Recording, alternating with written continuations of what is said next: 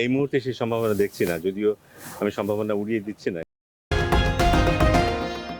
সেভাবে নিয়েছি বলতে পারবো না। বাট অনেকের মতোই আমিও চাই যে ওর মতো একজন খেলোয়াড় দেশের মাটিতে খেলা করবে। এটা এক ধরনের একটা কালচারাল ব্যাপার আছে এর সাথে। বাট আনফরচুনেটলি অনিবার্য কারণবশত সেটা হয়তো এই মুহূর্তে সেই সম্ভাবনা দেখছি না, যদিও আমি সম্ভাবনা উড়িয়ে দিচ্ছি না। কারণ ক্রিকেট বোর্ড বলেছে যে তারা যে ধরনের সিকিউরিটি সাকিব চাচ্ছে, যে ধরনের নিরাপত্তা সাকিব চাচ্ছে, সেটা ক্রিকেট বোর্ডের পক্ষে হয়তো স্বাভাবিকভাবে দেওয়া সম্ভব না। কিন্তু এখনও জানি সরকার হয়তো ভিন্নভাবে ভাবতেও পারে এবং সেটার জন্য অপেক্ষা করতে হবে ফাইনালি সরকারের সিদ্ধান্ত কি হয়, সেখানে তারা কি ধরনের স্ট্যান্ড নেয়। যে কোনো স্ট্যান্ডই হতে পারে এবং যে কোনো খাতেই সেটা যৌক্তিকতা আছে। যদি সরকার বলে যে না, ওকে সেই নিরাপত্তা দেওয়া সম্ভব না, সেটাও যুক্তিসঙ্গত হবে। আবার সরকার যদি বলে না, তার মতো একজন খেলোয়াড়কে আমরা সেই রেসপেক্টটা দিতে চাই, সেভাবেই তার বিদায়টা হোক আমরা চাই, সেটাও যুক্তিসঙ্গত। সো যে কোনোটাই হতে পারে। ইমিডিয়েটলি কমবে না। বাংলাদেশ ক্রিকেট একটা জায়গায় এসছে এবং সাকিবের সেখানে একটা অবদান তো ডেফিনেটলি আছে। শুধু সাকিব না, আরও অনেকেরই আছে। বাট আমরা বুঝি যে সাকিবের ব্র্যান্ড ভ্যালুটা আলাদা। কারণ রিসেন্টলি আমার সাথে কিছু কিছু ফ্র্যাঞ্চাইজির সাথে কথা হয়েছে এবং তারা আমাকে বলেছে সাকিব থাকলে ওদের পক্ষে স্পন্সরশিপ পাওয়াটা যতটা সহজ হয় দলে থাকলে, সাকিব হয় না। সো এতে বোঝা যায় যে সাকিবের ব্র্যান্ড ভ্যালুটা কতটুকু। সো আমার মনে হয় ইমিডিয়েটলি যে আমরা ক্ষতিগ্রস্ত হবো তা নয়, কিন্তু আমরা যদি পারফরমেন্সটাকে ধরে রাখতে না পারি, ভালো খেলতে না পারি, সেক্ষেত্রে দলের ব্র্যান্ডগুলোতে কমবে অবশ্যই। বাট আমরা নিশ্চয়ই আশা করবো যে সাকিবের রিপ্লেসমেন্ট হিসেবে যে আসবে সে সাকিবের মানটা ধরে রাখার চেষ্টা করবে এবং সেইভাবে বাংলাদেশ দলের মানটাও ধরে রাখার চেষ্টা করবে। আমি তো বলবো না, বাট এটা মনে রাখতে নাম্বার বহু বছর ধরে পৃথিবীর সেরা খেলোয়াড়দের মধ্যে একজন। এই রিপ্লেসমেন্টটা পাওয়াটা সহজ হবে না, এটাই স্বাভাবিক। খুব সহজ যদি হয়ে যেত তাহলে সাকিবকে নিয়ে আমরা এতটা আলোচনা করতাম না, কিন্তু খুব সহজ না। এই জন্য বোধহয় নিশ্চিত করে বলাটা খুব মুশকিল যে তার জায়গাটা যে নেবে সে কেমন করবে। এখন যাদেরকে আমরা অলরাউন্ডার হিসেবে দেখি তারা কিন্তু সেই চাপটা তাদের নিতে হয় না, রেগুলার তাদের দিকে আমরা তাকিয়ে থাকি না। কিন্তু যখন সেই রোলটা নিবে, সেই জুতোটা পায়ে দেবে, তখন তারা কিভাবে সেটাকে, সেই যুদ্ধটা কিভাবে করে সেটা আমাদেরকে দেখতে হবে। হ্যাঁ, ডেফিনেটলি মিরাজ ভালো, কিন্তু মিরাজ জায়গাটায় যেতে পারবে কিনা, সেই দায়িত্বটা নিতে পারবে কিনা, সেই বোঝাটা বইতে পারবে কিনা, সেটা আমাদের করতে হবে জানা। শেখ মেহেদী অ্যাজ এ বোলার ডেফিনেটলি প্রমাণ করেছে যে ও যোগ্যতা রাখে আন্তর্জাতিক ম্যাচ খেলার, কনসিস্টেন্সিও দেখিয়েছে। বাট সাকিবের রোলটা প্লে করা ব্যাটসম্যান এবং বোলার হিসেবে দুটো মিলিয়ে আমার মনে হয় না সেই জায়গাটা আমরা ওকে এই মুহূর্তে দিতে পারি। ওকে অনেক দূর যেতে হবে, সেই পথ, যদি সেই জায়গাটা পেতে চায় তাহলে অনেক দূর যেতে হবে। আমরা আসলে বোধহয় একটু ভুল করে ফেলছি। কেউ একদিন রান করলো, কেউ একদিন উইকেট নিল, এটা দিয়েই বোধহয় আমরা তুলনা করে ফেলছি সাকিব আল হাসানের সাথে। এটা বোধহয় ঠিক না।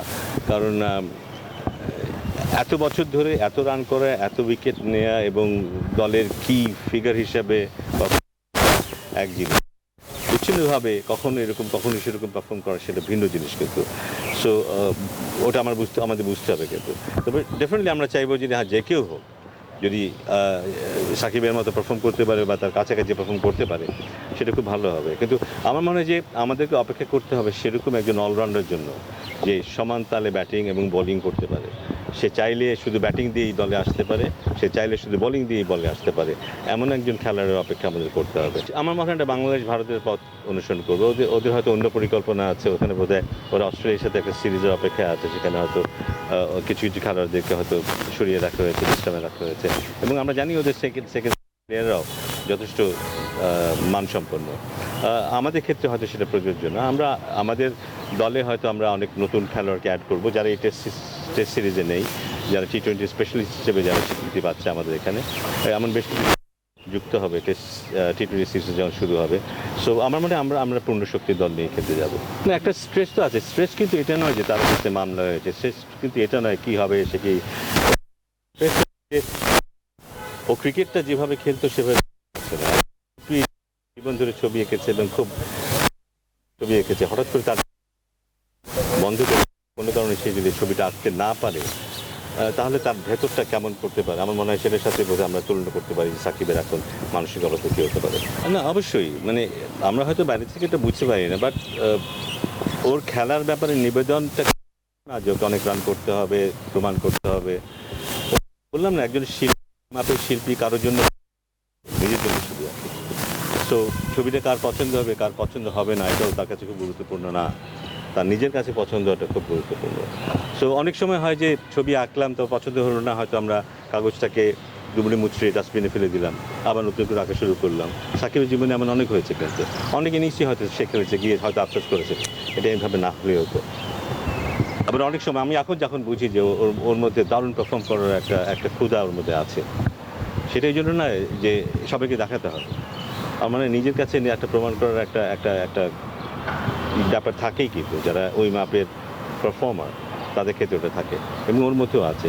আমরা যে ব্যাটিংটা ওকে করতে দেখেছি, আমি বারবার বলি যে রিসেন্টলি প্রথম টেস্টে যে ব্যাটিংটা দেখেছি, এমন ব্যাটিং আমি ওর অনেকদিন দেখিনি।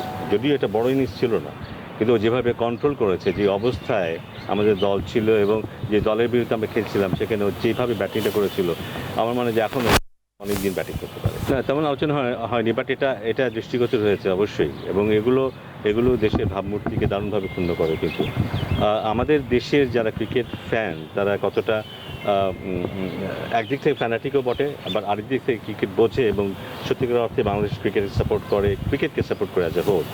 এবং সেখানে বোধহয় আমাদের সম্পর্কে একটা ভুল ধারণা জন্মাতে পারে কিন্তু বাইরের মানুষের, যেটার জন্য মোটেই ভালো না।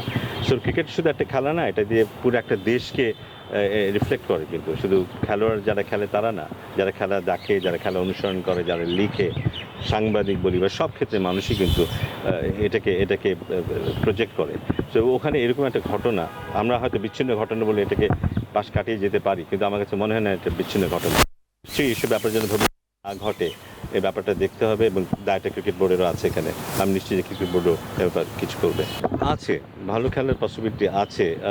আমার মনে হয় যে টি-20তে রিসেন্টলি আমরা একটু করে ভালো খেলা শুরু করেছি। আমাদের শক্তির জায়গাটা কিন্তু এখনও আমাদের বোলিংটা। আমাদের বোলিংয়ের বিপক্ষে একটা সময় যখন হতো যে বিপক্ষ দল এমন একটা স্কোর দাঁড় করাতো যেটা আমাদের জন্য চেঞ্জ করাটা ডিফিকাল্ট হয়ে যেত, কিংবা আমরা যদি প্রথমে ব্যাটিং করে একটা রিজনেবল স্কোর করতাম, সেটাকে আটকে রাখার মতো বোলিং শক্তি আমাদের ছিল না। বাট এখন বোধহয় আমাদের পেস অ্যাটাকটা যথেষ্ট সমৃদ্ধ হয়েছে, ঋষাদের ইনক্লুশনটা আমাদেরকে আরও বেশি সাহসী করেছে। সো বিপক্ষ দলের ব্যাটিংকে যথেষ্ট চিন্তাভাবনা করে ব্যাটিং করতে হয়, ওইটা আমাদের মার্জিনটাকে একটু কমিয়ে এনেছে আমাদের সাথে বিপক্ষ দলের, এমনকি বড় দলের ক্ষেত্রে মার্জিনটা একটু কমিয়ে এনেছে। ব্যাটসম্যানরা রিসেন্টলি ভালো কিছু ব্যাটসম্যান ফর্ম দেখিয়েছে, যদি তারা ভালো খেলতে পারে, কি ব্যাটসম্যান যারা আছে যারা যদি পারফর্ম করতে পারে, আমার মনে হয় যে আমরা কম্পিটিটিভ হতে পারবো। হার জিতের ব্যাপারটা বলাটা খুব মুশকিল। ভারত এখনও হয়তো ফেভারিট টিম হিসেবেই থাকবে, কিন্তু ঠিক আগে থেকে বলে দেওয়াটা খুব মুশকিল হয়ে যাবে কিন্তু এখন, যে ভারতই জিতে যাবে। এটা মনে হয় সবচাইতে বেশি ভোগাবে নির্বাচকদের, কারণ এতদিন তারা যেভাবে দল নির্বাচন করতে অভ্যস্ত, তার থেকে বেরিয়ে আসতে হবে তাদেরকে। সো হয়তো আমরা একটা বলার কম নিয়ে খেলবো, কিংবা একটা ব্যাটার কম নিয়ে খেলবো, এটার সাথে অভ্যস্ত হতে একটু সময় লাগবে, বাট হতে হবে। আমার মনে হয় যে ওই চিন্তাটা আমরা যদি ধরে রাখি, সাকিবকে ছাড়া আমরা কেমন করে আগাবো, এই চিন্তাটা ধরে রাখি, তাহলে এগোনোটা খুব কঠিন হয়ে যাবে মনে হয়। সাকিব যেই মুহূর্তে সিদ্ধান্ত নিয়েছে ও আর খেলবে না টি-20, আমার মনে হয় আমাদের সামনেই ভাবতে হবে, পিছনে আর না। হতে পারে যে ও থাকলে ভালো হতো, কিন্তু সেই চিন্তাতে আঁকড়ে ধরে রাখি আমরা, সামনে এগোনোটা মুশকিল হবে।